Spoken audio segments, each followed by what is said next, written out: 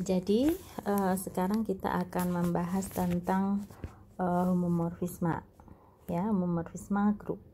Di sini homomorfisme itu fungsi, ya, fungsi dari mana ke mana, fungsi yang memetakan di sini ini grup G ke G aksen.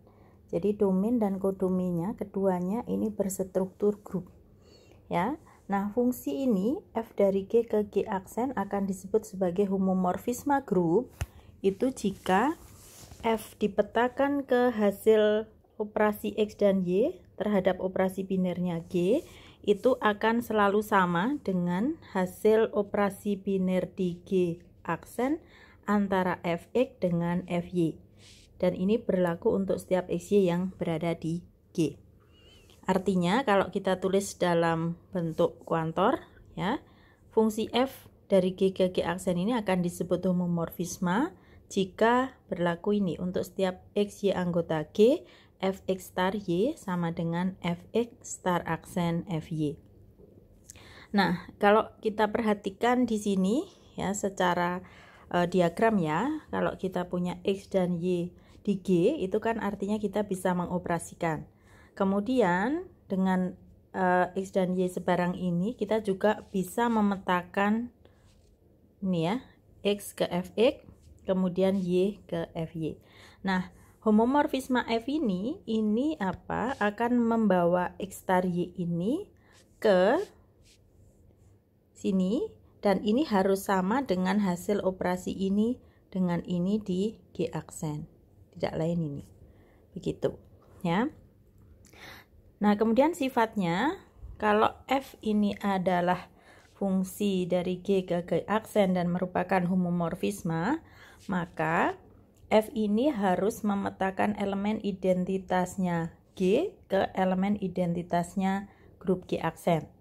Kemudian yang kedua, untuk setiap X yang berada di G di sini, petanya inverse X, ya, peta inverse X itu harus sama dengan inverse petanya X.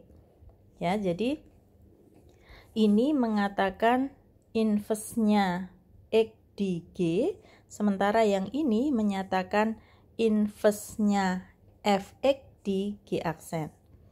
Gitu. Kemudian yang ketiga, untuk setiap X yang berada di G, order dari Fx ini harus membagi habis ordernya X. Nah, kenapa hal itu bisa terjadi? Ya, yang pertama ini, ya, kalau kita punya EG, ini kan dia bisa dinyatakan sebagai EG star EG. Ini yang mana karena F-nya ini homomorfisme, maka ini harus berlaku seperti ini. Nah, dengan menggunakan kanselasi akan diperoleh ini, kanselasi di G aksen akan diperoleh yang nomor 1. Artinya 1, 2, 3 ini tadi, ya, kita punya jika maka, ya, yang 3 ini menjadi syarat perlu suatu fungsi dari grup ke grup ini merupakan homomorfisme. Jadi kalau kita ketemu fungsi dari grup G ke G aksen yang tidak memenuhi 1, maka dia pasti bukan homomorfisme. Kemudian kalau dia juga tidak, misalkan, ya, F-nya itu suatu F, dia tidak memenuhi 2, misalkan memenuhi 1 tapi tidak memenuhi 2, artinya ada elemen yang peta inverse-nya itu tidak sama dengan inverse petanya, maka fungsi itu juga tidak merupakan homomorfisme dan seterusnya. Jadi masing-masing ini menjadi syarat perlu agar F itu merupakan homomorfisme. Ya, nanti dengan sifat-sifat inverse dan homomorfisme kita bisa tunjukkan yang nomor 2 ini juga berlaku.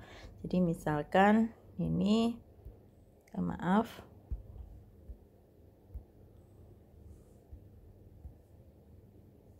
ini yang nomor 2 tadi F inverse ini, ya, F inverse-nya X sama dengan ini. Jadi untuk menunjukkan F X inverse sama dengan inverse-nya Fx, ini kan artinya membacanya inverse-nya ini adalah yang kanan. Jadi untuk membuktikan pernyataan ini cukup kita operasikan atau ini f inverse dengan fx saja. Jadi kalau kita punya ini kemudian distarkan dengan fx, itu karena f-nya ini adalah homomorfisme, kita akan peroleh ini star ini tadi di sini, kemudian ini begini, tetapi ini sama dengan EG, dan ini tadi adalah EG aksen menurut sifat yang nomor 1 tadi ya. Jadi dengan demikian kita punya yang ini tadi, ini adalah inverse-nya fx inverse.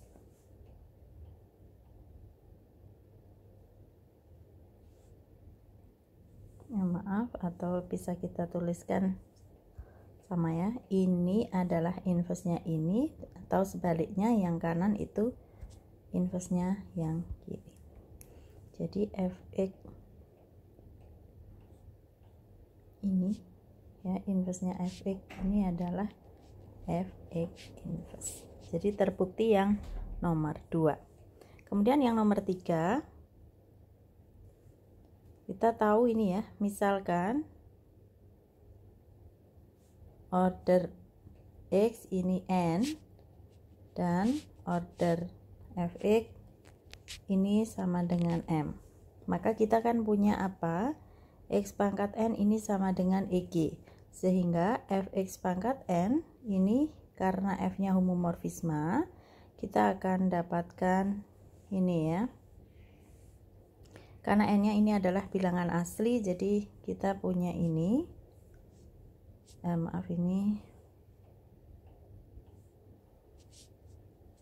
ini sebanyak n, dan ini sama dengan fx star fx sebanyak n, gitu ya. Artinya apa? Artinya di sini ini jadi fx pangkat n ini sama dengan EG aksen. Nah, menurut sifat order elemen ini akibatnya ini ya, n ini harus habis dibagi oleh ordernya fx, artinya berarti m ini membagi habis n, yang mana m-nya tadi adalah ordernya fx, sementara n-nya tadi adalah ordernya x. Jadi kita punya sifat yang nomor 3 ini.